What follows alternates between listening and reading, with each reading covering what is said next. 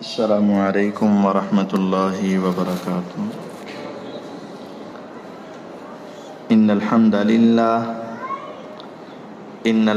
لله نحمده ونستعينه ونستغفره ونعوذ بالله من شرور أنفسنا ومن سيئات أعمالنا من يهده الله فلا مضل له ومن يضلل فلا هادي له أشهد أن لا إله إلا الله وحده لا شريك له وأشهد أن محمدا عبده ورسوله صلى الله عليه وسلم اللهم صل على محمد وعلى آل محمد كما صليت على إبراهيم وعلى آل إبراهيم إنك حميد مجيد اللهم بارك على محمد وعلى آل محمد كما باركت على إبراهيم وعلى آل إبراهيم إنك حميد مجيد أما بعد فإن خير الحديث كتاب الله وخير الهدي هدي محمد صلى الله عليه وسلم وشر الأمور محدثاتها وكل محدثة بدعة وكل بدعة ضلالة وكل ضلالة في النار أعوذ بالله السميع العليم من الشيطان الرجيم بسم الله الرحمن الرحيم يا أيها الناس اتقوا ربكم الذي خلقكم من نفس واحدة وخلق منها زوجها وبث منهما رجالا كثيرا ونساء واتقوا الله الذي تساءلون به والأرحام إن الله كان عليكم رقيبا يا أيها الذين آمنوا اتقوا الله حق تقاته ولا تموتن إلا وأنتم مسلمون يا أيها الذين آمنوا اتقوا الله وقولوا قولا سديدا يصلح لكم أعمالكم ويغفر لكم ذنوبكم ومن يطع الله ورسوله فقد فاز فوزا عظيما وقال جل وعلا في مقام آخر اليوم أكملت لكم دينكم وأتممت عليكم نعمتي ورضيت لكم الإسلام دينا وقال جل وعلا في مقام آخر يا أيها الناس إني رسول الله إليكم جميعا وقال جل وعلا قل يا أيها الناس إني رسول الله إليكم جميعا الذي له ملك السماوات والأرض لا إله إلا هو يحيي ويميت وقال النبي صلى الله عليه وسلم أنا آخر الأنبياء وأنتم آخر الأمم او کما قال النبی صلی اللہ علیہ وسلم۔ ہر قسم کی حمد و ثنا اللہ وحدہ لا شریک کے واسطے ہیں۔ درود و سلام نبی دو جہاں احمد مجتبیٰ جناب محمد الرسول اللہ صلی اللہ علیہ وسلم کی ذات بابرکات کے لیے ہیں۔ مختصر حمد و صلات کے بعد معزز سامعین کرام، معززات سامعات، اللہ رب العالمین نے جو دین اسلام نازل کیا ہے اس کو ہمارے لیے پسند کیا ہے۔ یہ قیامت تک کے مسلمانوں کے لیے پسندیدہ دین صرف اور صرف اسلام ہی ہے۔ اسلام کے اندر اعمال کی دو قسمیں ہیں، ایک ہیں عقائد اور ایک ہیں فروعات۔ عقیدہ اس کی جمع عقائد، فرع اس کی جمع فروعات۔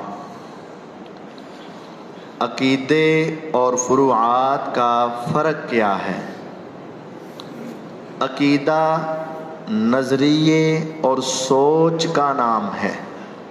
عقیدے میں کوئی انسان عمل نہیں کرتا، صرف سوچ، فکر، ذہن، اس کا نام عقیدہ ہے۔ اور فروعات جو ہم اعمال کرتے ہیں یہ اس کی اقسام ہے، فروعات ہے۔ اگر انسان کا عقیدہ درست ہوگا تو اس کی فروعات اس کو فائدہ دیں گی، اور اگر انسان کا عقیدہ درست نہیں تو 100 کے بجائے 1000 کے بجائے لاکھ فروعات نیکی والی ہوں، کسی کا ایک ذرے کے برابر بھی فائدہ نہیں ہے۔ اس کی ایک مثال بہت اچھے انداز میں، عام فہم انداز میں کسی سمجھانے والے نے ایک کتابوں کا بڑا ڈھیر لگا کر سب سے نیچے والی کتاب کو تھوڑا سا کھسکا کر بچے سے پوچھا کہ بتا اگر یہ نیچے سے کتاب زور سے کھینچ دے تو اوپر والی کتابوں کا کیا حال ہوگا؟ اس نے کہا سب گر جائیں گی۔ اس نے کہا بیٹا یہی مثال عقیدے کی ہے۔ اگر عقیدہ قائم ہے، اوپر جتنی چاہو بلند دیوار نیکیوں کی کھڑی کر لو، پہاڑ نیکیوں کا کھڑا کر لو، وہ تمہارے لیے قائم اور دائم ہے۔ اور اگر عقیدہ صحیح نہیں تو ساری نیکیاں تباہ و برباد ہیں۔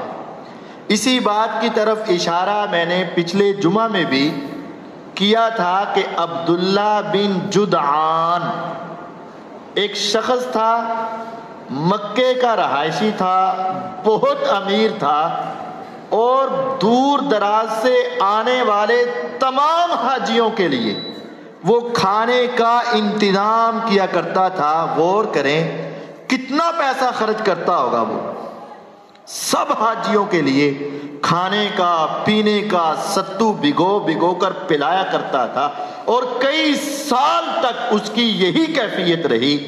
اما عائشہ صدیقہ طاہرہ مطہرہ رضی اللہ عنہا نے نبی علیہ السلام سے پوچھا کہ عبداللہ بن جدعان کی نیکیاں بڑی ہیں، حاجیوں کو پانی پلاتا، ستو پلاتا، کھانے کھلاتا، خدمت کرتا، اللہ کے مہمانوں کی مہمان نوازی کرتا، اس کو یہ نیکی فائدہ دے گی؟ فرمایا نہیں، کیونکہ اس کا روز قیامت پر، آخرت پر عقیدہ درست نہیں تھا۔ یعنی عقیدہ ہے تو نیکیاں ہیں، عقیدہ نہیں تو نیکیاں نہیں، یہ 100% کنفرم بات ہے۔ باقی اعمال میں کمی کوتاہی چل جاتی ہے، فروعات میں لاکھ گناہ بھی ہو جائیں، لاکھ سستیاں بھی ہو جائیں، لاکھ کے بجائے کروڑ گناہ بھی ہو جائیں، یا کروڑ سستیاں بھی ہو جائیں، انسان بالآخر بچ جائے گا اگر اس کی بنیاد، اس کا عقیدہ درست ہے۔ عقیدہ سوچ و فکر کا نام ہے۔ اللہ تعالیٰ کے بارے میں کہ ہمارا رب ہے اور آسمانوں پر ہے، یہ عقیدہ ہے، یہ سوچ ہے، نظریہ ہے۔ ہمارے پیغمبر محمد صلی اللہ علیہ وسلم اللہ کے آخری نبی اور رسول ہے، یہ عقیدہ اور سوچ ہے۔ سارے نبیوں پر ایمان، قیامت پر ایمان، کتابوں پر ایمان، فرشتوں پر ایمان کہ وہ ساری اللہ کی مخلوقات ہیں، یہ عقیدہ ہے۔ عقیدے میں سے ایک عقیدہ آپ کو آج سمجھانا چاہتا ہوں، جس کا نام ہے عقیدہ ختم نبوت۔ نبی کریم صلی اللہ علیہ وسلم کو نبی بھی ماننا ہے، لیکن یہ ابھی پورا عقیدہ نہیں ہے۔ ہم عیسیٰ علیہ السلام کو بھی پیغمبر مانتے ہیں، موسیٰ علیہ السلام کو بھی نبی مانتے ہیں، ابراہیم علیہ السلام کو بھی نبی مانتے ہیں، محمد صلی اللہ علیہ وسلم کو بھی نبی مانتے ہیں، لیکن ایک فرق ہے، ان سب میں ایک فرق ہے۔ ہمارے نبی علیہ السلام صرف نبی نہیں بلکہ نبی اور آخری نبی ہیں۔ یہ دو باتوں کا اقرار کرنا ضروری ہے۔ اگر کوئی شخص صرف اتنا عقیدہ رکھے کہ پیغمبر علیہ السلام اللہ کے نبی ہیں، یہاں تک اس کا عقیدہ پورا نہیں، ناقص ہے۔ پورا عقیدہ کیا ہے کہ نبی علیہ السلام اللہ کے پیغمبر اور نبی ہیں اور آخری نبی ہیں، ان کے بعد اور کوئی نبی اور رسول نہیں۔ یہ پورا عقیدہ ہے۔ جب تک یہ پورا عقیدہ نہیں ہوگا اس وقت تک کوئی نیکی انسان کے لیے فائدہ مند نہیں ہوگی۔ یہ بات یاد رکھیں، اور یہ مجھے اختیار نہیں ہے کہ میں کسی کے بارے میں مسلمان یا کافر ہونے کے فیصلے کروں، یا کسی کی نیکی کے قبول ہونے یا نہ قبول ہونے کے فیصلے کروں۔ میری کوئی اوقات نہیں ہے، لیکن میں جو تمہیں سمجھا رہا ہوں، بتا رہا ہوں، وہ اللہ کے قرآن کے اندر سے اور نبی علیہ السلام کے فرمان کے اندر سے یہ بات سمجھ کر آپ کو سمجھا رہا ہوں۔ جس کا عقیدہ ختم نبوت ہے وہ کامیاب ہے، اور جس کا عقیدہ ختم نبوت والا نہیں ہے اس کی کروڑوں نہیں اربوں نیکیاں بھی ناکامی اور نامرادی۔ قرآن مجید کے کئی ایک دلائل ہیں، صرف دو تین باتیں سنا کے اپنی بات آگے بڑھانا چاہتا ہوں۔ قرآن مجید کی صرف 3 آیات، ویسے ختم نبوت پر قرآن کے اندر 100 سے زیادہ آیات ہیں جو نبی علیہ السلام کے آخری نبی ہونے کی دلیل ہے، لیکن صرف 3 آیتیں آپ کے سامنے رکھتا ہوں۔ اللہ تعالیٰ نے 22ویں سپارے میں سورۃ الاحزاب میں یہ ارشاد فرمایا، وَإِذْ أَخَذْنَا مِنَ النَّبِيِّينَ مِيثَاقَهُمْ وَإِذْ أَخَذَ اللَّهُ مِيثَاقَ النَّبِيِّينَ لَمَا آتَيْتُكُم مِّن كِتَابٍ وَحِكْمَةٍ ثُمَّ جَاءَكُمْ رَسُولٌ مُصَدِّقٌ لِّمَا مَعَكُمْ لَتُؤْمِنُنَّ بِهِ وَلَتَنصُرُنَّهُ قَالَ أَأَقْرَرْتُمْ وَأَخَذْتُمْ عَلَىٰ ذَلِكُمْ إِصْرِي قَالُوا أَقْرَرْنَا۔ اللہ تعالیٰ نے سارے نبیوں سے ایک وعدہ لیا۔ ایک ہے انسانوں سے وعدہ، عام مخلوقات سے وعدہ، لیکن ایک تھا اسپیشل وعدہ صرف پیغمبروں سے۔ وہ کیا؟ لما آتیتکم من کتاب و حکمہ، کہ اگر میں تمہیں کتاب و حکمت، تمہیں کتابیں دے کر، نبوت دے کر بھیج دوں، اور تمہاری نبوت کا سکہ چل رہا ہو اور لوگ تمہارے کلمے پڑھ کے مسلمان ہو رہے ہو اور تمہاری نبوت کا چرچا عام ہو، ثم جاءکم رسول، پھر ایک میرا آخری رسول اگر اس دور میں آ جائے، لَتُؤْمِنُنَّ بِهِ وَلَتَنْصُرُنَّ، اے نبیو وعدہ کرو تم اپنی نبوت کو چھوڑ کر اس آخری نبی کی نبوت پر ایمان لاؤ گے کہ نہیں؟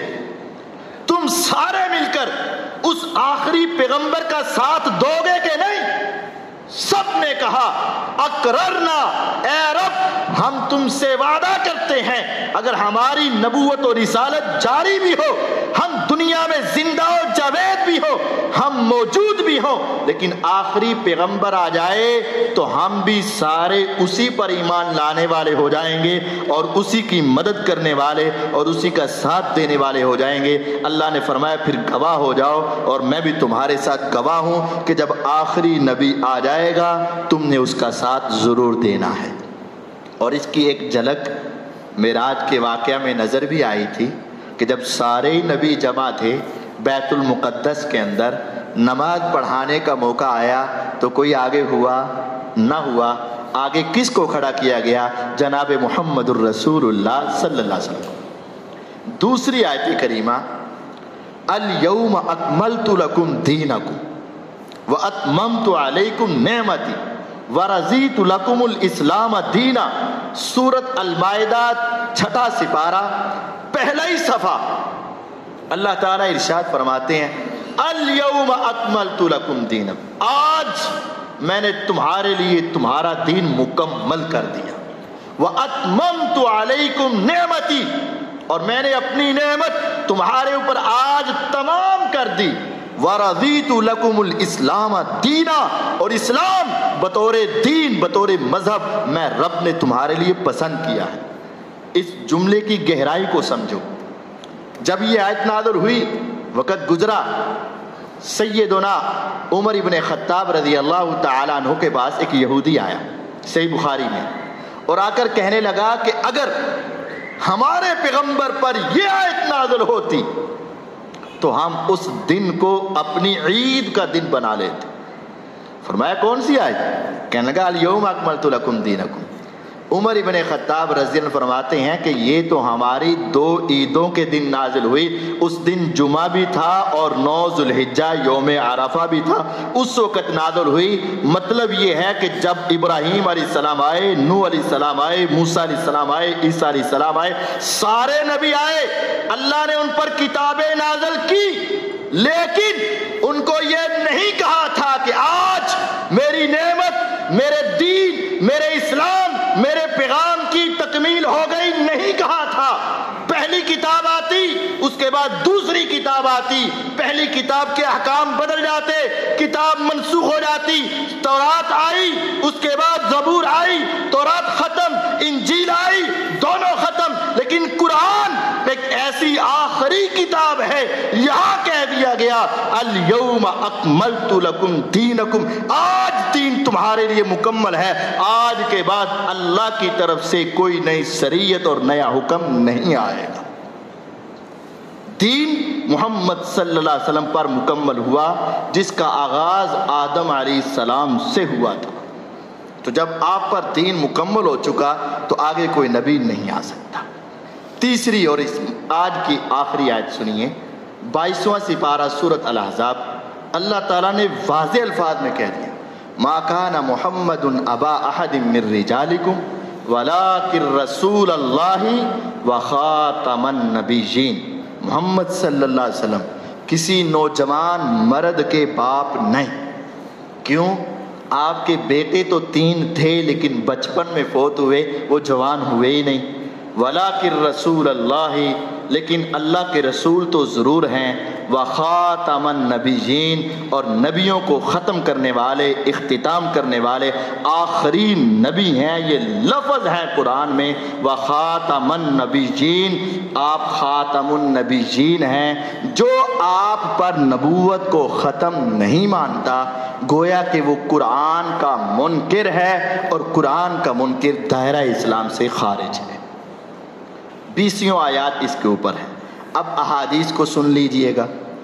200 سے زائد احادیث میں یہ بات واضح ہے کہ پیغمبر علیہ السلام آخری نبی ہیں، لیکن میں اس عنوان پر بھی صرف 2-3 احادیث ہی آپ کے سامنے رکھنا چاہتا ہوں تاکہ ذہن میں بٹھا لیں اور اپنے عقیدے کو مضبوط کر لیں کہ ہمارا عقیدہ ختم نبوت کا ہے، اور اسی پہ زندہ رہیں گے، اسی پہ ہماری موت آ جائے تو ہماری کامیابی ہو جائے۔ رسول اللہ صلی اللہ علیہ وسلم کی ایک معروف روایت ہے، آپ نے فرمایا میری مثال اور پہلے انبیاء کی مثال ایک محل کی طرح ہے، اور محل وہ بہت خوبصورت ہے، اور لوگ اس محل کے اندر اور باہر سے چکر لگا کر تعریفیں کر رہے ہیں، اور ہر کوئی اس کی عظمت کو دیکھ کر، اس کی خوبصورتی کو دیکھ کر بہت خوش ہو رہا ہے، لیکن جب پہنچتے پہنچتے ایک کونے پر پہنچتے ہیں تو وہاں ایک اینٹ نہیں لگی ہے۔ سب کی زبان پہ آتا ہے کاش اس محل کے اس کونے میں اگر یہ اینٹ بھی لگ جاتی تو اس کی خوبصورتی کو 4 چاند لگ جاتے۔ فرمایا سنو، وہ محل انبیاء کا محل ہے جو اللہ تعالیٰ نے آدم علیہ السلام سے شروع کیا، اور تقریباً کم و بیش 1,24,000 انبیاء اور رسول کو بھیج کر وہ مکمل کیا، اور جو آخری عید سب کی تمنا ہے اور خواہش ہے کاش وہ لگ جائے. وَأَنَا تِلْكَ اللَّبِنَا, سن لو وہ آخری اینٹ میں محمد صلی اللہ علیہ وسلم ہوں. فَلَا نَبُوَّةَ بَعْدِي وَلَا رِسَالَةَ بَعْدِي, میرے بعد یہ نبوت کا محل کامل اور مکمل, اور میرے بعد کوئی نبی اور رسول نہیں آ سکتا. نبوت اور رسالت والا محل مکمل ہے. جب بھی کوئی دعویٰ کرے گا وہ جھوٹ بولے گا, سچا کبھی نہیں ہو سکتا. یہ واضح حدیث ہے. دوسری حدیث آپ نے بڑے واضح الفاظ میں کہا, انا آخر الانبیاء وانتم آخر الامم. لوگو میں نبیوں میں آخری نبی ہوں اور تم امتوں میں آخری امت ہو. فلا نبوت بعدی ولا امت بعدکم, میرے بعد کوئی نبی نہیں اور تمہارے بعد کوئی امت نہیں. میں آخری نبی اور تم آخری امت ہو. بات ختم. آپ کے بعد کوئی نبی نہیں ہو سکتا. اور وہ بات بھی آپ نے سن رکھی ہے, یاد دہانی کروا دیتا ہوں. جب آپ تبوک کی لڑائی کے لیے جانے لگے تو عام جنگوں میں ہوتا یہ تھا, کہاں 200 افراد جاتے, کبھی 400 افراد, کبھی 500 افراد, کبھی 600 افراد.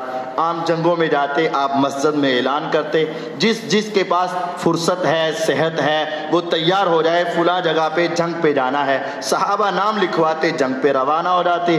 مثال یوں سمجھے, اگر 1000 گیا ہے تو 1000 پیچھے مدینے میں بھی موجود ہوتا تھا. لیکن تبوک کی جنگ میں آپ نے کہا پیچھے کوئی نہیں رہے گا, کوئی نہیں رہے گا, سب جائیں گے. سب مسلمانوں نے تیاری کی, سب ہی نکلنے کے لیے تیار ہوئے اور نکل گئے. صرف منافق رہے جو بہانے لگانے والے, یا بوڑھے رہے جو چل نہیں سکتے تھے, یا بچے رہے بس, اور کوئی پیچھے نہ رہا. پورا مدینہ خالی ہوا. تو آپ نے پیچھے ایک شخصیت کو اپنا قائم مقام بنا کر چھوڑنے لگے, جن کا نام تھا علی المرتضی رضی اللہ عنہ. اس کی وجہ تھی کہ پیچھے منافق لوگ ہیں, تو پیچھے ایسی شخصیت ہو کہ جس کا رعب ان تمام افراد کے اوپر ہو کہ کوئی منافق شرارت نہ کر سکے. اور مسلمانوں کی بیٹیاں بھی ہیں, بیویاں بھی ہیں, مائیں بھی ہیں, بہنیں بھی ہیں, ان کی عزت و آبرو کی بھی حفاظت کر سکے. کوئی ایسا بہادر چاہیے تھا. تو زیادہ افراد تو مدینے میں تھے نہیں, مومن تو سب نکل گئے, یا بچے ہیں یا بوڑھے ہیں. تو ایک جری بہادر چاہیے تھا جو پیچھے رہتا. تو آپ نے قربانی کے طور پر حضرت علی المرتضی رضی اللہ کو پیچھے چھوڑا. لیکن علی رضی اللہ کو ابھی تک یہ بات بتائی نہیں کہ حکمت کیا تھی. تو وہ پریشان ہوئے, کہنے لگے اللہ کے نبی علیہ السلام, بدر میں میں گیا, احد میں میں گیا, خندق میں میں گیا, میں تو جہاد میں اگلی صفوں میں آ کر لڑتا ہوں, اور آپ جب بڑی جنگ آئی تو مجھے پیچھے. یوں سمجھے دنیا داری کے اعتبار سے چھوٹے چھوٹے مقابلے ہوں تو آگے, جب سب سے بڑا مقابلہ ہو تو سب سے بڑے طاقتور کو پیچھے. تو انہوں نے کہا دیا اللہ کے نبی علیہ السلام مجھے پیچھے. آپ نے فرمایا سن, اما ترضا ان تکن منی بمنزلۃ ہارون من موسیٰ, کیا تمہیں پتا نہیں جب ہارون علیہ السلام اور موسیٰ علیہ السلام نکلے گھر سے تو موسیٰ علیہ السلام اللہ کی ملاقات کے لیے کوہ طور پر گئے, تو پیچھے کس کو چھوڑا؟ ہارون علیہ السلام کو. تو گویا کہ وہ پیغمبر نے دوسرے پیغمبر کو پیچھے چھوڑا. ان کے ہاں بڑا مقام تھا, اور میں بھی تمہیں پیچھے چھوڑ کر جا رہا ہوں, تیرا بھی میرے ہاں بڑا مقام ہے. فوراً آپ نے ایک اندیشہ آپ کے ذہن میں آیا کہ مثال دی گئی ہے موسیٰ اور ہارون کی, تو ہارون بھی پیغمبر, موسیٰ بھی پیغمبر. کہیں کسی کے ذہن میں نہ آ جائے کہ جب موسیٰ کے پیچھے ہارون, میں گے پیچھے علی, موسیٰ بھی پیغمبر, ہارون بھی پیغمبر, میں بھی پیغمبر, اور کوئی علی کو پیغمبر نہ سمجھ لے. آپ نے فوراً فرمایا لوگوں سن لو, میرا اور علی کا مقام موسیٰ اور ہارون کی طرح تو ہے, لیکن لا نبی بعدی, میں پیغمبر کے بعد کوئی نبی نہیں ہے, میرے بعد کوئی نبی نہیں آ سکتا ہے. پھر آپ نے فرمایا ثلاثون کذابون دجالون, میرے بعد 30 آئیں گے, 30. یہ حضور کو گنتی کس نے بتا دی؟ حضور کو گنتی اللہ نے وحی کے ذریعے بتا دی کہ آپ کے بعد 30 آئیں گے کذابون دجالون. وہ کذاب ہوں گے, ایک ہوتا ہے کاذب جھوٹا، کذاب بہت بڑا جھوٹا، دجالون دجال فراڈیے، کلہم یزعم انہ نبی، سب کا دعویٰ یہ ہوگا کہ ہم نبی ہیں۔ فرمایا پیغمبر علیہ السلام نے سن لو میرے بعد کوئی نبی نہیں، میں آخری نبی اور رسول ہوں۔ جو دعویٰ کرے گا وہ جھوٹا، کذاب، دجال اور کافر ہوگا۔ یہ آیات اور احادیث میں چند دو تین آپ کو سنائیں۔ اب غور کیجئے گا کہ صحابہ کا یہ عقیدہ کتنا مضبوط تھا، اور آج ہمیں اس عقیدے کی مضبوطی کو اپنے اندر کس طرح راسخ کرنا ہے۔ آپ نے سن رکھا ہے کہ بدر میں مسلمان بڑی بہادری سے لڑے تھے اور اللہ نے سب کے لیے جنت کے وعدے کیے تھے۔ جانتے ہو کہ بدر میں کتنے صحابہ شہید ہوئے؟ 313 تھے تو ان میں سے صرف 14 شہید ہوئے۔ بدر میں کتنے مسلمان شہید ہوئے؟ 14 افراد۔ احد کے اندر مسلمانوں کا بہت نقصان ہوا، لیکن کتنے مسلمان شہید ہوئے؟ 70 صحابہ شہید ہوئے۔ نبی علیہ السلام کے دور میں آپ نے 27 جنگوں میں خود شرکت کی، 27 جنگوں میں آپ نے خود شرکت کی، اور بعض جنگوں میں آپ شرکت نہ کر سکے۔ آپ کے 10 سالہ دور میں جب جہاد جاری تھا، تمام صحابہ تمام غزوات میں جتنے شہید ہوئے سب کو ملایا جائے تو 245 بنتے ہیں۔ آپ کی ساری زندگی میں جتنے صحابہ جنگوں میں شہید ہوئے کل کتنے بنتے ہیں؟ 245 بنتے ہیں۔ لیکن آپ کو علم ہے کہ ابو بکر صدیق رضی اللہ تعالی عنہ، نبی علیہ الصلوۃ والسلام نے اپنی بیماری کے ایام میں ان کو ایک لشکر دے کر روانہ کیا تھا، جس لشکر کا نام لشکر اسامہ رکھا تھا۔ اس لشکر میں آپ نے ابو بکر رضی کو بھیجا، حضرت عمر کو بھیجا، حضرت علی کو بھیجا، لیکن ان کو سردار نہ بنایا تھا، سپہ سالار اسامہ بن زید کو بنایا تھا۔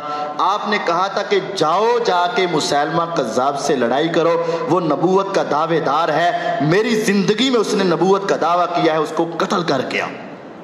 ابھی یہ قافلہ روانہ ہو کے مدینے سے تھوڑا باہر نکلا تھا تو پیچھے سے آواز آ گئی کہ پیغمبر علیہ السلام اس دنیا سے چلے گئے۔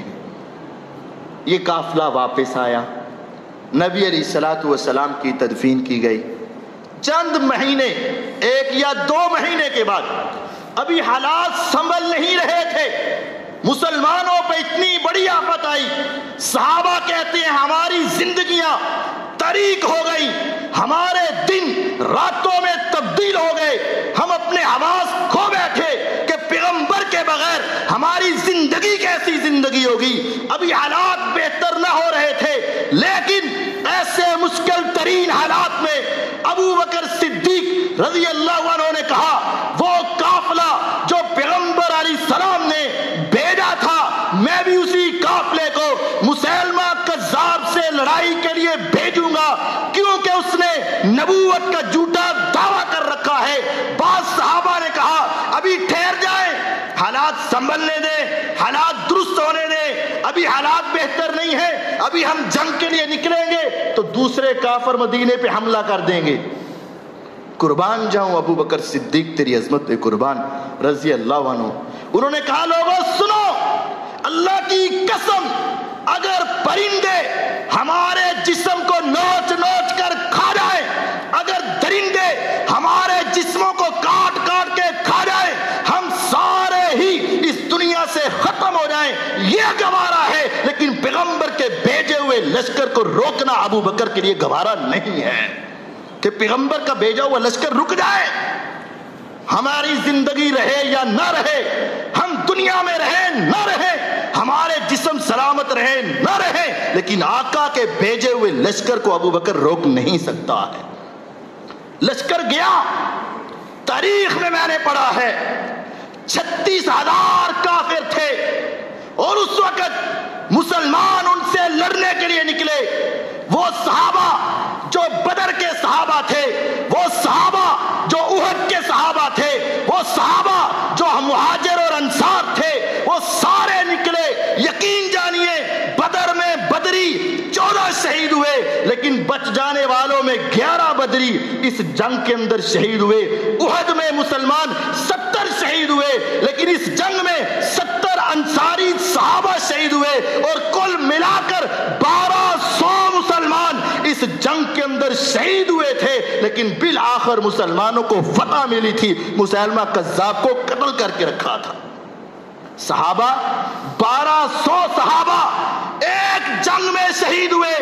ادھر پیغمبر کے زمانے میں 87 جنگوں میں صرف 245 شہید ہوئے، ادھر ایک جنگ میں 1200 صحابہ شہید ہوئے۔ انہوں نے کہا ہمیں اپنی جانوں کی پرواہ نہیں، پیغمبر کے عقیدہ ختم نبوت پہ جانے دینے کے لیے تیار ہے۔ اور اس کے اندر ایک وہ صحابی بھی تھے، سالم مولا ابی حذیفہ رضی اللہ عنہ۔ اٹھاؤ صحیح مسلم کی روایت کو۔ پیغمبر علیہ السلام کی باریاں بیویوں کے ساتھ تقسیم تھیں۔ آج امی عائشہ کی گھر کے اندر آپ کی باری تھی، آپ نے عشاء کی نماز پڑھی، گھر میں چلے گئے، اماں گھر میں نہیں ہیں، آپ نے لمبی دیر انتظار کیا۔ اماں عشاء کی نماز پڑھنے مسجد میں گئی ہوئی تھی، اور بڑی رات گزرنے کے بعد آئیں۔ آپ نے فرمایا ما حبسکی، تجھے کس نے روکا تھا، کہاں گئی تھی، کیوں لیٹ ہوئی؟ انہوں نے کہا اے پیغمبر علیہ السلام، میں آج عشاء کی نماز کے بعد سنتے پڑھنے لگی، اس کے بعد تھوڑی دیر ٹھہری تو مسجد کے اندر سے ایک انسان کے قرآن کی تلاوت کی آواز سنی، ما سمیت احسن صوتا منہ، میں نے زندگی میں اس سے حسین آواز میں قرآن پڑھتے کسی کو نہیں سنا۔ میں سننے لگی تو سنتی ہی گئی، سنتی ہی گئی، سنتی ہی گئی۔ آقا اس جیسا خوبصورت قرآن میں نے کبھی نہ سنا۔ میرے آقا نے جب یہ کلمات سنے کہا عائشہ چل میں بھی سننے کے لیے جاتا ہوں۔ میرے نبی علیہ السلام حجرے سے اٹھے، مسجد میں گئے، آواز سننے لگے، قرآن سننے لگے۔ حدیث کے الفاظ ہیں لیلاً طویلا، میرے آقا بھی کھڑے کھڑے لمبی دیر تک قرآن سنتے رہے، لطف لیتے رہے، آپ کو سکون ملتا رہا۔ پھر آپ واپس آئے، فرمایا اللہ تیرا شکر ہے کہ تو نے میری امت میں اس جیسے حافظ قرآن اور قرآن کے قاری بنائے ہیں جس کی آواز کو سن کے پیغمبر کو سکون ملتا ہے۔ اس کا نام سالم مولا ابی حذیفہ تھا۔ کعبے کے رب کی قسم جس کے اوپر پیغمبر کو فخر آیا کرتا تھا، وہ بھی انسان اسی جنگ میں نکلے تھے اور اپنی جان کا نذرانہ پیغمبر کی ختم نبوت پہ لٹا کے شہید ہو چکے تھے۔ اتنے صحابہ شہید ہوئے، اتنے قاری شہید ہوئے، اتنے عالم شہید ہوئے، پہلے کبھی اتنے قاری شہید نہ ہوئے تھے۔ عمر ابن خطاب رضی اللہ عنہ پریشان ہو کر آئے، ابو بکر رضی اللہ عنہ قرآن کو ایک جگہ پہ جمع کروا دے۔ کہا کیا ہوا؟ کہا بس قرآن کو ایک جگہ پہ جمع کروا دو۔ پہلے قرآن صحابہ کے سینوں میں تھا، کسی کے پتھر پہ کوئی 2 آیات لکھی ہوئی، کسی کے چمڑے پہ 4 آیات لکھی ہوئی، کسی کے پتے پہ 10 آیات لکھی ہوئی۔ ایک جگہ پہ اس طرح اکٹھا قرآن ایک جگہ پہ موجود نہ تھا، لیکن عمر کہتے ہیں آج قرآن کو جمع کروا دو۔ کہا کیا ہوا؟ کہا یمامہ میں میں نے دیکھا 800 کے قریب قرآن کے حافظ شہید ہو گئے۔ اگر 2-4 جنگوں میں اتنے حافظ شہید ہو گئے، مجھے ڈر ہے کہ کہیں قرآن کا کچھ حصہ ضائع نہ ہو جائے، قرآن کو اکٹھا کروا دو۔ آج قرآن کے سارے متوالے پیغمبر کی ختم نبوت میں شہید ہو رہے۔ اتنا اہم عنوان ہے، اہم مسئلہ ہے۔ جس کا عقیدہ ختم نبوت پہ ایمان ہے وہ مسلمان ہے، جس کا عقیدہ ختم نبوت پہ ایمان نہیں اس کی ساری زندگی بیکار اور رائے گاہ ہے۔ اور صحابہ نے اپنی جانوں کے نذرانے اس کے لیے دیے تھے۔ آپ جانتے ہوں گے، نہیں جانتے تو جان لیجئے، ستمبر کا مہینہ ہے، 2 تاریخ ہے، اسی مہینے کی 7 تاریخ کو ایک تاریخی فیصلہ ہوا تھا، وہ میں آپ کو سنانا چاہتا ہوں۔ ہماری عوام اور خصوصاً نوجوان لڑکوں کو اس بات کا علم نہیں ہے، اور بتایا بھی نہیں جاتا ہے کہ 6 ستمبر کو تو ہمارے ملک کی سرحدوں کی حفاظت ہوئی تھی، لیکن 7 ستمبر کو ہمارے اسلامی نظریے کی حفاظت ہوئی تھی۔ قادیانی پہلے بھی کافر تھا، آج بھی کافر ہے، کل بھی کافر ہے، لیکن پارلیمنٹ میں یہ فیصلہ ہوا وہ 1974 7 ستمبر کو ہوا تھا۔ ہوا یہ تھا کہ 1953 میں مسلمانوں کی ایک تحریک اٹھی، قادیانیوں کو کافر قرار دیا جائے، یہ ہمارے پیغمبر کو آخری نبی نہیں مانتے، یہ مرزا قادیانی کو آخری نبی مانتے ہیں، اس وجہ سے ہمارا اور ان کا دین، مذہب، قرآن، ہر شے الگ ہے، ان کو الگ سمجھو، ہمیں الگ سمجھو، ان کو مسلمان مت سمجھو۔ لیکن اس وقت اور آج بھی حکومت کے اعلیٰ عہدوں پر وہی قابض تھے، کئی ہزار مسلمانوں کو پھانسی کے پھندوں پہ لٹکا کر اس تحریک کو دبا دیا گیا۔ 1953 میں اس تحریک کو دبا دیا گیا، مسلمانوں نے قربانیاں دی لیکن سہم گئے۔ مئی کا مہینہ تھا، 1974 تھا، ملتان کے علاقے سے میڈیکل نشتر کالونی کے کالج کے لڑکوں کا ایک گروپ ذرا سیر و سیاحت کے لیے ربوہ چناب نگر چنیوٹ کی طرف سے گزر رہا تھا۔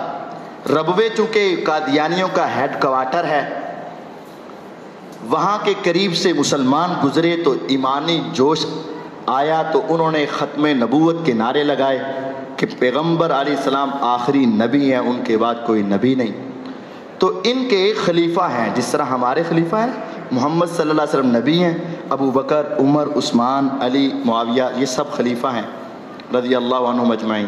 انہوں نے بھی اپنے خلیفہ بنائے ہیں کہ مرزا قادیانی، اس کے بعد پہلا، دوسرا، تیسرا، چوتھا، پانچواں، چھٹا۔ تو جو ان کا چوتھا خلیفہ تھا مرزا طاہر، اس نے مرزا طاہر جو ان کا چوتھا خلیفہ تھا، اس نے نوجوان لڑکوں کو لے کر اس کے اوپر حملہ کیا، مسلمانوں کے اس گروپ کے اوپر، اور اکثر کو زخمی کیا اور بہت ساروں کو شہید بھی کیا۔ جب وہ شہید ہوئے اور زخمی ہوئے تو اس وقت تحریک دوبارہ اٹھی کہ ان قادیانیوں کو کافر قرار دیا جائے۔ بالآخر خلاصتاً بات یہ ہے کہ یہ بات پارلیمنٹ تک پہنچ گئی کہ پارلیمنٹ میں بحث ہوگی اور قانون پاس ہوگا۔ اس وقت قادیانیوں نے کہا کہ جناب ہمارے بارے میں قانون ہے تو ہمیں اپنی صفائی پیش کرنے کے لیے پارلیمنٹ میں آنے کی اجازت دو، ہم اپنے مذہب کی خوب وضاحت کریں گے، اس کے بعد آپ فیصلہ کیجئے گا۔ ادھر سے مولانا فضل الرحمان صاحب، جو آج سبھی جانتے ہیں ان کو، ان کے والد تھے مفتی محمود صاحب، وہ اس وقت پارلیمنٹ کے رکن تھے، وہ مسلمانوں کی طرف سے پارلیمنٹ کے بڑے تھے، تو وہ وہاں بات کر رہے تھے۔ جب قادیانی بھی پارلیمنٹ میں آ کر اپنی بات سنانے لگے تو مفتی محمود صاحب نے بھی تمام مسالک کے ایک دو علماء کو اپنے ساتھ لیا اور پارلیمنٹ میں بحث ہوئی۔ یہ 20 اگست کو بحث شروع ہوئی اور پھر 21 دن تک دونوں طرف سے دلائل، اہل حدیث، اہل سنت قرآن کی آیت پیش کرتے، وہ آگے طویل کر دیتے، یہ حدیث پیش کرتے، وہ طویل کر دیتے، مطلب کا مرضی کا معنی نکال لیتے، اس کے اندر کوئی نہ کوئی اڑونی ڈالتے تھے اور اس میں تھوڑا پلے لے جاتے۔ بالآخر خلاصہ یہ ہے کہ المختصر آخر میں 2 باتوں پر فیصلہ ہوا۔ دلائل بہت ہو چکے لیکن وہ طویلیں، مرضی کے معنی، الفاظ کو بدلنا، ہیر پھیر، 2 باتوں پہ فیصلہ ہوا۔ پہلی بات یہ کہ ان سے پوچھا گیا کہ تم پیغمبر کو اور مرزا قادیانی کو کیا مانتے ہو؟ انہوں نے کہا جی آسیدے کلمہ پڑھنے آ۔ یہ آپ کو بھی شاید سادہ لو عوام کو یہ مرزائی دھوکہ دیں، اسیدے کلمہ پڑھنے آ، لا الہ الا اللہ محمد الرسول اللہ صلی اللہ علیہ وسلم، کلمہ پڑھیں گے آپ کے سامنے، کہیں گے اچھا چلو منو کافر سمجھ دو، چلو مسلمان میں کہنے جو ہے جو کلمہ پڑھ کے تو میں پڑھ دیتا ہوں۔ یہ ایسا دھوکہ انہوں نے وہاں بھی دیا۔ اس وقت ہمارے علماء نے کہا کہ یہ جو محمد الرسول اللہ صلی اللہ علیہ وسلم تم کہتے ہو، یہ تمہارے دل و دماغ میں وہ پیغمبر سے مراد مکے میں پیدا ہو کر مدینہ میں فوت ہونے والے، مسجد نبوی کے ساتھ آرام کرنے والے محمد نہیں ہیں صلی اللہ علیہ وسلم، تم اپنے قادیانی کو محمد سمجھتے ہو، نعوذ باللہ من ذالک۔ انہوں نے کہا جی نہیں ایسا نہیں ہے۔ انہوں نے کہا کہ تمہارے مرزا صاحب کے کمرے میں ایک شعر، 2 مصرے لکھ کر لٹکائے گئے تھے اور فریم کر کے لگائے گئے تھے۔ وہ شعر یہ ہے، محمد پھر اتر آئے ہیں ہم میں، ذرا سمجھیے گا، محمد پھر اتر آئے ہیں ہم میں، ہندوؤں والا عقیدہ، آگے سے بڑھ کر ہیں شان میں، یعنی پہلے جو پیغمبر کو مقام ملا تھا نعوذ باللہ اس سے بڑھ کر محمد پھر اتر آئے ہیں ہم میں، آگے سے بڑھ کر ہیں شان میں، دیکھنے ہو جس نے محمد اکمل، اگر تم نے محمد دیکھنے ہو نا، اکمل شاعر کا نام ہے، غلام احمد کو دیکھ لے وہ قادیان میں جا کے غلام احمد کو دیکھ لو، گویا کہ تم نے مدینے والے محمد کو دیکھ لیا ہے، نعوذ باللہ۔ یہ تمہارا شعر ہے، اور تم مرزا قادیانی کو پیغمبر سے اعلیٰ اور افضل سمجھتے ہو، اور تمہارا نظریہ جب تم کلمہ پڑھتے ہو وہ لا الہ الا اللہ محمد الرسول اللہ تمہاری زبان پہ آتا ہے، تمہارے دل و دماغ میں وہ مکے والے پیغمبر نہیں بلکہ تم اپنے قادیانی کو محمد سمجھ کے اسی کا کلمہ پڑھ رہے ہوتے ہو۔ انہوں نے کہا نہیں آسی تے شعر لکھیا ہی نہیں، اہل حدیث ہو تمہیں مبارک ہو۔ اس وقت ایک بہت بڑی مسٹیک ہو چکی تھی، مفتی محمود صاحب نے اس کے حوالے کے لیے کہا یہ تمہاری الفضل اخبار جو تم نے چھاپا ہے اس کے اندر یہ شعر لکھے ہوئے ہیں۔ مفتی محمود صاحب نے کہا تمہارے الفضل اخبار میں یہ شعر لکھے ہوئے ہیں۔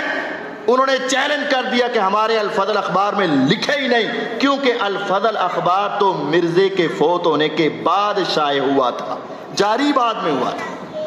اس وقت پھر سیالکوٹ سے ایک عالم کو فوراً پتہ چلا، وہ رات کو سفر کر کے اسلام آباد پہنچے، اور اہل حدیث عالم مولانا ابراہیم کمیر پوری رحمہ اللہ نے البدر اخبار، حوالہ ان سے غلط ہوا تھا، البدر اخبار جو مرزے نے خود شائع کیا تھا وہ جا کر پارلیمنٹ میں پیش کیا، یہ دیکھو مرزے کے ہاتھ کا شائع ہوا اخبار، اور اس اخبار میں مرزے نے یہ اشعار لکھے ہوئے ہیں۔ جب وہ اشعار پیش کیے گئے تو پارلیمنٹ والوں نے فیصلہ کرنے پر مجبور ہوئے، ہاں ان کا کلمہ بھی معتبر نہیں ہے اور ان کا اسلام بھی معتبر نہیں۔ اور دوسری بات جس پر فیصلہ ہوا، یہ آپ بات اپنے دل و دماغ میں بٹھا لیں، انہوں نے کہا اچھا چلو ساری باتیں چھوڑو، یہ بتاؤ کہ جو مرزے کو نبی نہیں مانتا آپ اس کو کیا مانتے ہو؟ جو مرزے کو نبی نہیں مانتا، مثال ہم، یعنی ہمیں مسلمان سمجھتے ہو کہ کافر، اگر تو وہ تمہارا نبی ہے تو ہم نہ ماننے والے پھر کیا ہوئے؟ تمہارے نزدیک وہ اگر نبی ہے تو نبی پر ایمان نہ لانے والے کیا ہوتے ہیں؟ کافر ہوتے ہیں۔ تو پھر تمہارے نزدیک ہم کیا ہوئے؟ اور اگر ہم مسلمان ہیں تو پھر وہ نبی نہیں ہے۔ تو انہوں نے کہہ دیا تھا کہ جو مرزے پر ایمان نہیں لاتا وہ کافر ہے۔ اس وقت پارلیمنٹ نے کہا کہ اگر ہمیں تم کافر کہہ رہے ہو تو پھر ہم تمہیں کافر کہہ رہے ہیں۔ اس وقت یہ پارلیمنٹ میں فیصلہ اور یہ قانون بنا دیا گیا تھا کہ آج کے بعد یہ مرزائی اپنے آپ پر اسلام کا نام نہیں بول سکتے، اسلامی شعار مساجد نہیں بنا سکتے، جمعہ نہیں پڑھا سکتے، وعد و نصیحت نہیں کر سکتے، اذان نہیں کہہ سکتے۔ یہ ساری باتوں پہ پابندی لگا کے ان کو 7 ستمبر 1974 کو ان کو کافر قرار دے دیا گیا تھا۔ یہ کافر نہ بھی قرار دیتے، یہ پہلے بھی کافر تھے، اب قرار دے دیا گیا ہے تو اب مزید مہر لگ گئی ہے کہ جو میرے نبی علیہ السلام کی ختم نبوت کا منکر ہے وہ دائرہ اسلام سے خارج ہے۔ یقین جانیے ہمارے ایمان کے اور ہمارے پیغمبر سے محبت کا یہ تقاضا ہے کہ ہم آقا کے ساتھ محبت کی وجہ سے ان لوگوں کے ساتھ نفرت رکھیں۔ کیوں؟ یہ میرے پیغمبر کو آخری نبی اور رسول نہیں مانتے ہیں۔ اللہ تعالیٰ میں سمجھنے اور اپنے عقیدے کو علی وجہ البصیرت دلیل کے ساتھ سمجھنے اور اس کے اوپر قائم رہنے کی توفیق عطا فرمائے۔ وآخر دعوانا ان الحمد للہ رب العالمین۔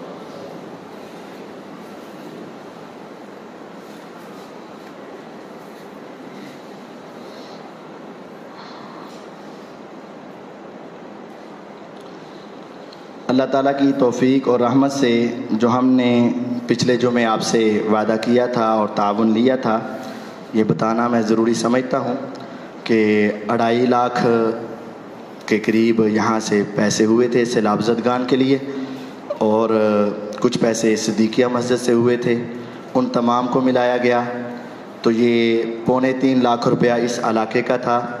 لیکن الحمدللہ دوسرے بھائیوں دوستوں کے تعاون سے 24 لاکھ روپے کا سامان میں خود لے کر سندھ کے علاقے میں پہنچا، اور وہاں پھر ایک دن ہم نے صرف سروے کیا کہ جہاں جہاں قافلے دوسرے کوئی پہنچ رہے ہیں، کچھ دے رہے ہیں، تو چلیں ان کا کچھ نہ کچھ گزارا ہوگا، کوئی ایسے علاقے بھی ہوں گے جہاں کوئی نہیں پہنچا ہوگا، کیونکہ سکھر مین شہر تھا، جو بھی جاتا سکھر تک رک جاتا، لیکن آگے جو دور دراز کے دیہات ہیں وہاں تک جلدی کوئی نہ پہنچتا۔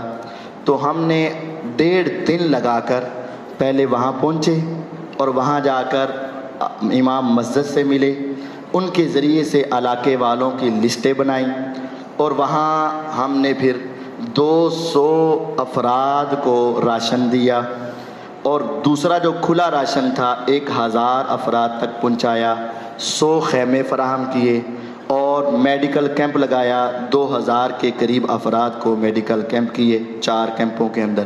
اللہ تعالیٰ کی توفیق سے ارادہ تھا 3 دن میں واپسی کا، لیکن یہ اسٹرگل کرنے کی اور محنت کرنے کی وجہ سے ہمیں 5.5 دن لگ گئے، اور اس کے بعد میں واپس آیا ہوں۔ آپ کی امانتیں پہنچا دی گئی ہیں، انشاءاللہ آئندہ ہفتے بھی دوبارہ ایک قافلہ جائے گا، جس کے اندر ان کو مچھردانیوں کی اشد ضرورت ہے، مچھر بہت زیادہ ہے، اور ان کے جانوروں کی میڈیکل کیمپنگ کی ضرورت ہے، مردوں کی میڈیکل کیمپ کی ضرورت ہے، تو دوست احباب ان کے لیے بھی ضرور تعاون کیجیے گا۔ احسن بھائی نے باہر کیمپ لگایا ہوا ہے، ان کے ساتھ بھی ضرور تعاون کیجیے گا۔ بستر وغیرہ کی وہاں ضرورت نہیں ہے، وہ کپڑے اور بستر وغیرہ ابھی فی الوقت اس کی ضرورت نہیں ہے، دوست پوچھتے ہیں، لیکن وہاں وہ چیزیں ان کے پاس موجود ہیں۔ اصل چیز ان کی میڈیکل، ان کا راشن، مچھردانیاں، خیمے، یہ 4 چیزوں کی ان کو اشد ضرورت ہے۔ قاری صاحب اگر انسان ایک مہینے میں 10,000 کمائے تو اس کی کتنی زکوٰۃ آئے گی؟ زکوٰۃ اس وقت ہوتی ہے جب کوئی مال سال پڑا رہے۔ یہ 10,000 کما کے کھا جائے گا یا لاکھ روپے کما کے اگر کھایا جائے تو اس پہ زکوٰۃ نہیں ہوتی ہے۔ قاری صاحب بہن سے بدسلوکی اور بدتمیزی کا کیا انجام ہوگا؟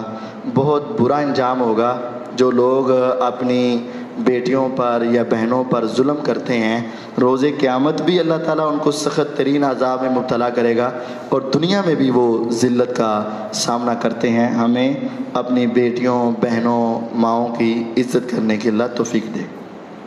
حافظ صاحب حضرت عمر رضی اللہ عنہ سے لے کر نبی صلی اللہ علیہ وسلم کے بعد جتنے صحابہ شہید ہوئے ان کی شہادت کے مومنوں پر درس اور لازمی دیں، یعنی بعد والے صحابہ پر درس دیں۔ جی انشاءاللہ کسی وقت دیں گے۔ کیا حضرت ابوبکر رضی اللہ عنہ نے نبی صلی اللہ علیہ وسلم کا جنازہ نہیں پڑھا؟ اگر پڑھا ہے تو حدیث بتائیں۔ نبی صلی اللہ علیہ وسلم کا جنازہ کس طریقے سے ہوا؟ وہ یہ تھا کہ انبیاء کے بارے میں حکم ہے کہ جہاں فوت ہوتے ہیں نا ان کو وہیں دفن کیا جاتا ہے، اور ان کو اس جگہ سے کسی دوسری جگہ منتقل نہیں کیا جاتا۔ چونکہ آپ حجرہ عائشہ رضی اللہ عنہا میں فوت ہوئے تو آپ کو پھر اس حجرے سے باہر نہیں نکالا گیا۔ اب اس حجرے میں صحابہ اکٹھے ہو کر سارے جنازہ نہیں پڑھ سکتے تھے، تو 10 بندے آتے اور آ کر جنازہ پڑھ کے چلے جاتے، آتے اور جنازہ پڑھ کے چلے جاتے، آتے اور جنازہ۔ اب یہ کہنا کہ ابو بکر رضی اللہ عنہ نے جنازہ پڑھا ہے تو اس کی دلیل دے دیں، یہ سوال بالکل فضول ہے۔ اگر آپ ایسا کہیں گے تو میں اس سے آگے مثال کے طور پر میں کہوں گا اگر عمر رضی اللہ عنہ نے پڑھا ہے تو اس کی کوئی الگ دلیل دو، کسی حدیث میں آیا ہو۔ پھر اس سے آگے چلیں گے حضرت عثمان نے پڑھا ہے تو اس کی الگ دلیل دو۔ اس سے آگے چلیں گے اگر حضرت علی رضی اللہ عنہ نے پڑھا ہے تو اس کی الگ دلیل دو۔ اس سے آگے حضرت حسن نے پڑھا ہے تو الگ دلیل دو، حضرت حسین نے پڑھا ہے تو الگ دلیل دو۔ اگر آپ نام پوچھو گے تو پھر تقریباً 1,00,000 صحابہ ہیں، کیا سب کے نام آ جائیں گے؟ نہیں آئیں گے۔ کیا حضرت علی رضی اللہ عنہ کا نام کسی حدیث میں واضح طور پر آئے گا؟ نہیں آئے گا۔ تو کیا ہم نعوذ باللہ یہ نتیجہ نکالیں کہ پڑھا ہی نہیں؟ یہ نتیجہ کیا ہوگا؟ غلط۔ حسن و حسین رضی اللہ عنہ نے پڑھا ہے، ہمارا ایمان ہے پڑھا ہے، لیکن لفظ ہیں کسی جگہ پہ نہیں ہے۔ کیا علی رضی اللہ نے پڑھا ہے؟ میرا یقین ہے پڑھا ہے، 100% یقین ہے پڑھا ہے، لیکن لفظ ہیں نہیں ہے۔ کیا باقی صحابہ نے پڑھا ہے؟ یقیناً پڑھا ہے، لفظ ہیں۔ لفظ صرف اتنے ہیں، کسی صحابی کا بھی خصوصی طور پر ذکر نہیں ہے۔ یہ نہیں کہ 10 کا ہے اور 10 کا نہیں ہے، ایسا نہیں ہے، کسی کے بارے میں بھی نہیں۔ بس یہ ہے کہ 10 افراد آتے اور جنازہ پڑھ کر چلے جاتے۔ بخاری میں صرف ایک شخص کا ذکر ہے جس نے حضور کے ماتھے کو آ کر بوسہ دیا تھا اور اس کے آنسو پیغمبر کے رخسار پہ گرے تھے۔ وہ شخصیت کون تھی؟ ابو بکر صدیق رضی اللہ عنہ۔ صرف ایک شخصیت تھی جو پتہ چلا تو دوڑتے ہوئے واپس آئے، حضور کے چہرے سے چادر ہٹا کے آپ کے ماتھے پہ بوسہ دیا اور آنسوں کی قطار آپ کے رخساروں پہ گری اور کہا اللہ آپ کو 2 موتیں نہیں دے گا۔ پھر اس کے بعد صحابہ کو سنبھالنے کے لیے چلے گئے۔ اب ایک صحابی کا بوسہ دینا ہے، لیکن کیا باقی صحابہ کو محبت نہیں تھی یار؟ اس سے الٹ معنی لے لینا یہ مناسب نہیں ہے۔ کیا اپنا حق لینا کسی بھی طریقے سے جائز ہے؟ چاہے وہ ماموں چاچو تایا کو قتل کر کے لیا جائے، بالکل حرام ہے۔ اپنا حق جائز طریقے سے لو، ملتا ہے تو لے لو، نہیں ملتا تو فیصلہ اللہ پر روز قیامت پر چھوڑ دو۔ اپنا حق لینے کے لیے کسی کو قتل کرنا یہ جائز نہیں ہے۔ یہ جو لوگ کبڈی کھیلتے وقت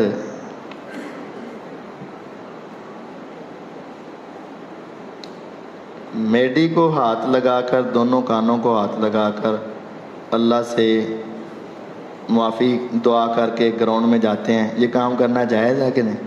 اور یہ اللہ تعالیٰ سے معافی مانگنے کی پتہ میں فوت ہو گیا تو معافی مل جائے، تو یہ تو معافی مانگ کے کھیلنا چاہیے، اچھی بات ہے۔ ان الحمد للہ نحمدہ ونستعینہ ونستغفرہ ونعوذ باللہ من شرور انفسنا ومن سیئات اعمالنا من یہدہ اللہ فلا مضل له ومن یضلل فلا ہادی له اشہد ان لا الہ الا اللہ وحدہ لا شریک له واشہد ان محمدا عبدہ ورسولہ صلی اللہ علیہ وسلم۔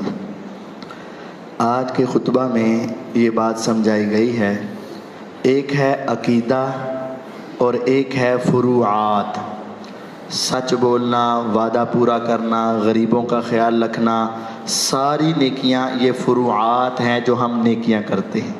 عقیدہ ہے نظریہ، سوچ، فکر، دل و دماغ میں جو بات آئے اس کو عقیدہ کہتے ہیں۔ عقیدہ بنیاد ہے اور فروعات اس کے اوپر عمارت ہے۔ اگر بنیاد صحیح ہے تو عمارت صحیح ہے، بنیاد صحیح نہیں تو عمارت مضبوط نہیں، وہ گر جائے گی۔ عقیدوں میں ایک عقیدہ ختم نبوت ہے کہ نبی صلی اللہ علیہ وسلم کو نبی بھی ماننا ہے اور آخری ماننا ہے۔ جو آخری نہ مانے اس کا عقیدہ ناقص ہے، نامکمل ہے۔ 200 سے زائد احادیث، 100 سے زائد آیات اس بات پہ دلالت کرتی ہیں، اور پوری امت کا، ہر مسلمان گروہ کا یہ اتفاقی عقیدہ ہے کہ ختم نبوت کا منکر دائرہ اسلام سے خارج ہے۔ ایسے انسان کے ساتھ تعلقات رکھنا، رشتہ داری کرنا، دوستی یاری کرنا یہ انسان کے لیے نقصان کا باعث ہے۔ 19ویں سپارے کے پہلے صفحے پر اللہ تعالیٰ فرماتے ہیں یوم یعز الظالم علی یدی یقول یا لیتنی اتخذت مع الرسول سبیلا یا ویلتا لیتنی لم اتخذ فلانا خلیلا۔ ظالم روز قیامت اپنے آپ کو خود کاٹے گا اور اپنے جسم کو نوچے گا، یعز داڑھوں کے اندر چکیاں کاٹے گا اور وہ کہے گا یا ویلتا لیتنی لم اتخذ فلانا خلیلا، ہائے کاش میں دنیا میں فلاں بندے سے دوستی نہ رکھتا۔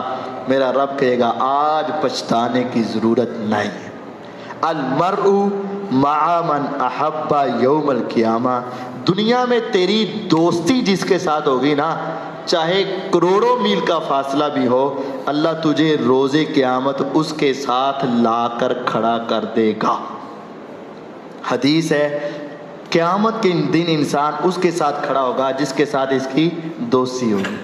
انس رضی اللہ عنہ فرماتے ہیں یہ حدیث سننے کے بعد میرا دل باغ باغ ہو گیا، اور میں اسلام لانے کے بعد سب سے زیادہ خوشی جس دن ہوئی نا وہ یہ حدیث سننے والے دن ہوئی۔ یعنی عیدوں کی خوشیاں، شادیوں کی خوشیاں، دوسری خوشیاں چھوٹی تھی، میری زندگی میں سب سے بڑی خوشی اس دن تھی جب میں مسلمان ہوا، یا دوسری خوشی اس دن تھی جب میں نے یہ حدیث سنی کہ جس کے ساتھ محبت ہے قیامت کو اسی کے ساتھ ہوگی۔ پھر وہ کہتے ہیں اللہ کی قسم میرے عمل تو ایسے نہیں، لیکن مجھے یہ بات کہتے ہوئے یقین ہے کہ میں روزے قیامت محمد صلی اللہ علیہ وسلم کے ساتھ ہوں گا، میں ابو بکر، عمر اور عثمان کے ساتھ ہوں گا۔ یہ لفظ ہے وہاں، کیونکہ میرے دل میں ان کے ساتھ سب سے زیادہ محبت ہے۔ اگر آپ کے دل میں بھی پیغمبر سے محبت ہے تو پھر ان سے نفرت لازم ہے، اور اگر ان سے محبت ہے تو پھر روز قیامت حشر بھی انہی کے ساتھ ہوگا، اور ان کا حشر بہت برا حشر ہوگا۔ اللہ تعالی ہمیں ان سے بچائے اور پیغمبر کی سچی محبت عطا فرمائے۔ وآخر دعوانا ان الحمد للہ رب العالمین۔